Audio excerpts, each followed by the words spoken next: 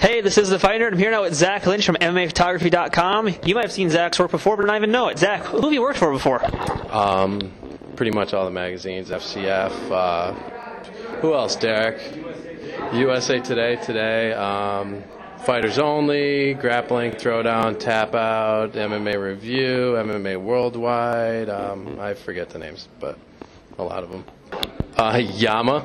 Remember Yama? We all remember Yama. Yama, Untamed, Reality Fighting. Who were they? I can't even think. USFL. You want to come in the interview too, Derek? Want to get in the interview too? You name it, WCF. I got all the answers.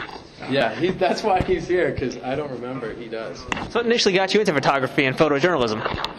Well, the photography, both my parents were photographers, and I swore I would never be a photographer, and I went into computers and digital, and in about '94 they came out with the first digital camera, and of course I got it.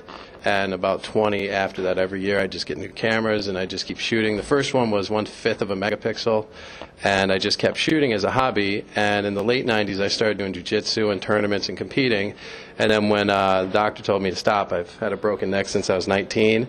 They told me I couldn't do it anymore, so I didn't listen, and I kept competing. And then my arm went numb for about 6 months, and I decided I had to make a choice and not compete anymore. And it really broke my heart. So I brought my camera to the shows instead, and I stayed ringside every second I could and hoped I could get back to competing, and every time I tried, my arm would go numb again. So I just kept shooting and shooting and shooting, and one thing led to another, and here I am today, you know. So what was your very first camera that you had?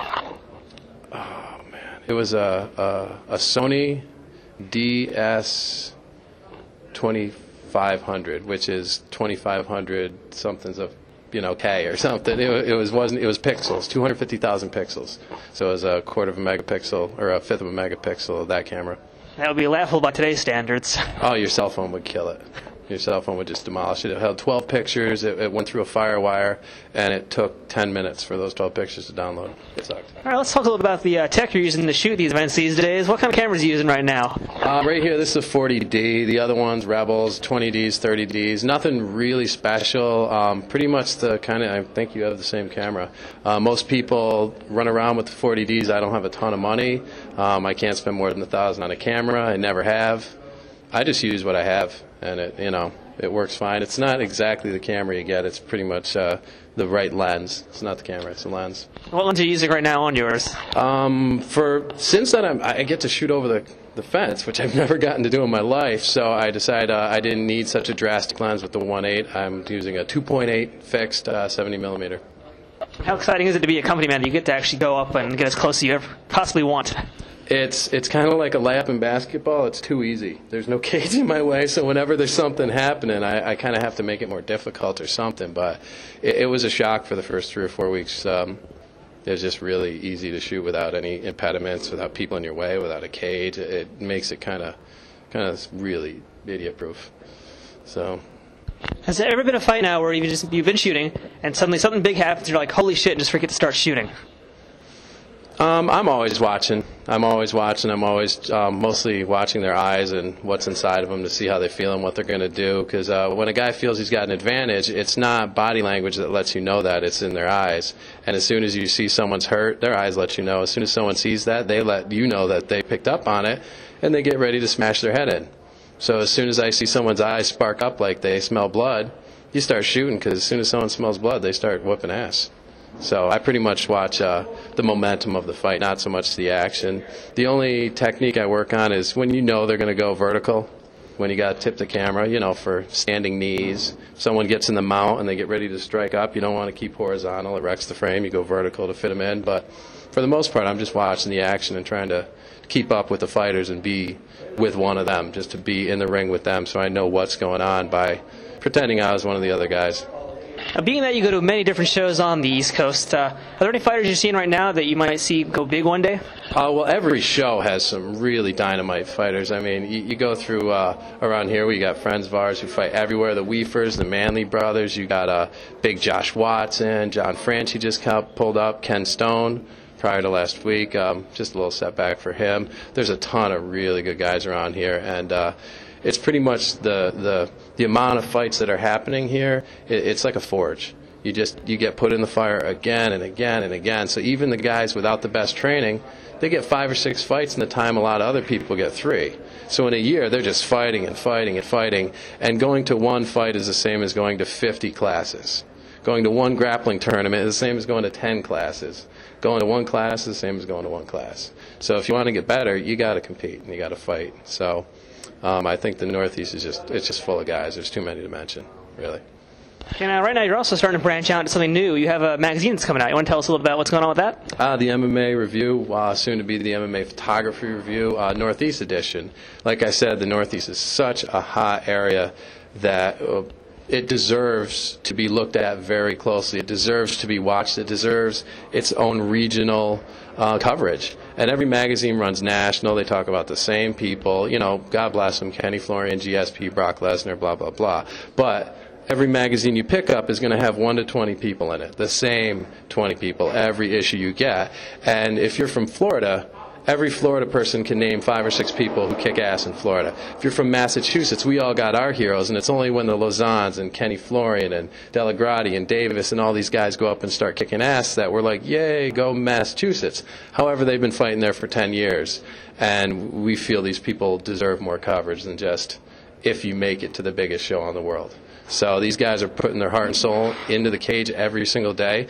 And from personal experience, I know when you get out there and compete, it means a hell of a lot to you. Sometimes it's the pinnacle of your life at that time. It's everything you were living for is that second of getting in there. And it would be nice if someone was there to capture it. For your family, when these guys grow up and be 60, I guarantee they're telling their grandkids, they're like, yo, I was a tough guy once. Look at me cage fight. And they'll go, no way, Grandpa. You go to MMA Photography, and I'll prove it for you. You know, if you get out there and put your blood in the cage, I got mad respect for you, and I'm happy to capture those moments for those people because no one else was before I started. They just shot the ring and whatever the hell happened. But, I'm shooting what these people do for them. A little off topic. Do you have a favorite photographer that you like to study?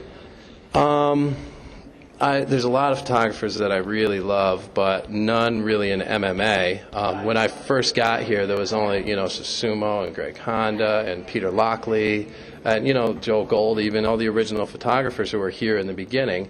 And basically my heroes were more Ansel Adams, Annie Leibovitz. I worked in mass media, and so my following of photographers is of a different genre, more of the mass culture. I'd say Ansel Adams, Annie Leibovitz for her characters, and I'd say that about it. MMA photographers, I personally think, me included, we have a long way to go. We're not as good as the other sports photographers yet, and that's what I feel is a shame. When I first got here, I step in, I start shooting, and I've got very good pictures comparatively, but in the world that I came from, I sucked at photography compared to these people who shoot Sports Illustrated, Time, Vanity Fair, GQ. I was, worshiping these other photographers, and then you come here, and I noticed people put very little effort into shooting MMA. I mean, I'll be honest, you weren't trying too hard. So, I got the right equipment, I got the proper lenses, and I know the sport, and I know the fighters, and I try really, really hard to shoot. I mean, I work every day. So. Do you have any tips for any aspiring photographers who are shooting fights? Yeah. Figure out who's going to get hit and shoot them, because that's where the splat's going to come from. That's the action. If one guy's kicking someone's ass, don't chase the guy who's kicking the ass. Chase the target. That's the best thing I could say. Learn photography. Learn what aperture means. Learn what ISO means. Learn what opening and closing of your shutter means. It'll help you a ton. That's why I figured out how to use the 1.8 lens, because it's a no-brainer. How do you get more light with no flash shooting through a cage that's in your way? You get a wide open aperture and blow through it and open up all the light in the room. So it just was common sense, really. And if I could get more lenses to help, I would, but Canon, sponsor me, please. I don't got the money.